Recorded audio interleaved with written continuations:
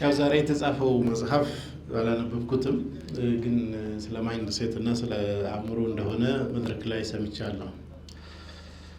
እስላማዊ ታሪኮችን ወደኋላ መለስ ብዬ ሳይ እስላማዊ ስልጣኔ ለምንድን ነው የወደቀው የሚለው ላይ ብዙ ሰዎች ብዙ ብለዋል። ግን ዋና መሰረት ሄዶ ከአእምሮ ጋር የሚያያዝ ነው። ቀደምት የነበሩ ሙስሊም ፈላስፋዎች በዘመኑ በነበረው የፍልስፍና ባህር ውስጥ ሰምጠው በአንዳንድ መስአላ ላይ ከመንገድ ወጡ። ከዛ የተነሳ በተለይ ያው ሙስሊም ያልሆኑት ኦሪየንታሊስቶቹ ለእስላማዊ ስልጣኔ መውደቅ ሁለት ሼኾችን ተጠያቂ ያደርጋሉ። አንደኛው ሼኽ አልእስላም ኢብኑ ተይሚያ ናቸው። ሁለተኛው አቢ ሐሚድ አልጋዛሊ ናቸው።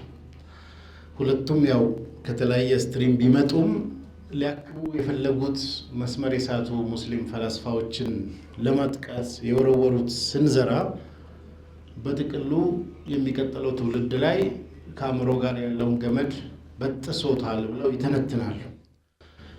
እነዛ መንገድ የሳቱ ሙስሊም ፈላስፋዎች ያው በዘመኑ የነበረው የግሪክ ፍልስፍና ውስጥ ገብተው ብዙ መንገድ መሳት ተፈጥሯል። ሐቂቃ ግን የሚቀጥለው የመጡ መሻይኮች እንደነሱ መንገድ እንዳንስት አእምሮ የሚባለውን ማሰራት ላይ ብዙ ሰው እንዳይዳፈር መንገድ እየዘጉ ስለመጡ ከዛ የተነሳ አቅል ተሸክሞ መዞር እንጂ አፈላ ታቂሉን፣ አፈላ ተተፈከሩን፣ አፈላ ምናምን የሚባሉ ሁሉም በቁርአን ላይ ቀሩ ማለት ነው። መሬት ላይ የማሰብ ሁኔታ ብዙ የለም። የተጻፉ መጽሐፍቶችም ስናይ ኮፒ ፔስት ይበዛዋል። ወጣ ብሎ አዲስ ነገር አስቦ የማምጣት ነገር ላይ ሐቂቃ በጣም ክፍተት አለ። ቁርአንን ስናይ ጀሀነም የገቡ ሰዎች ከሚያነሱት ነገሮች አንዱ ለው ኩና ነስማዑ አው ነዕቂሉ ማ ኩና ፊ አስሓብ ሰዒር ነው።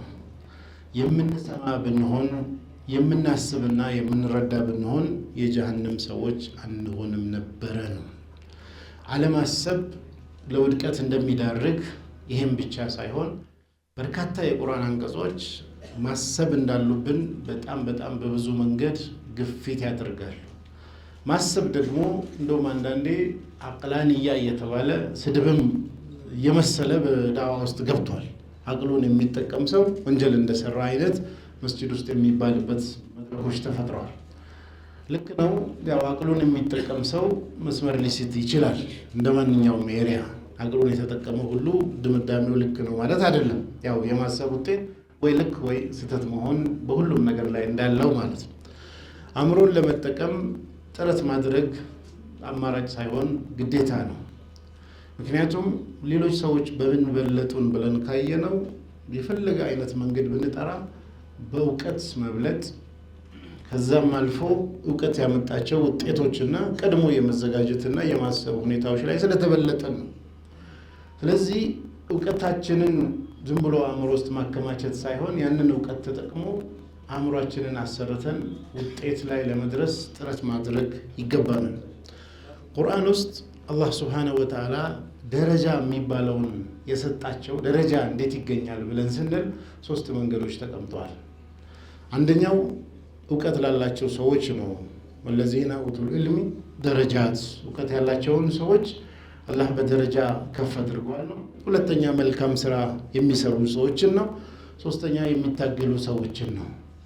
እውቀት፣ ስራ፣ ትግል እነዚህ 3ቱ ናቸው በአጠቃላይ ቁርአን ውስጥ ሰው ደረጃ ከፍ ሊል የሚችለው።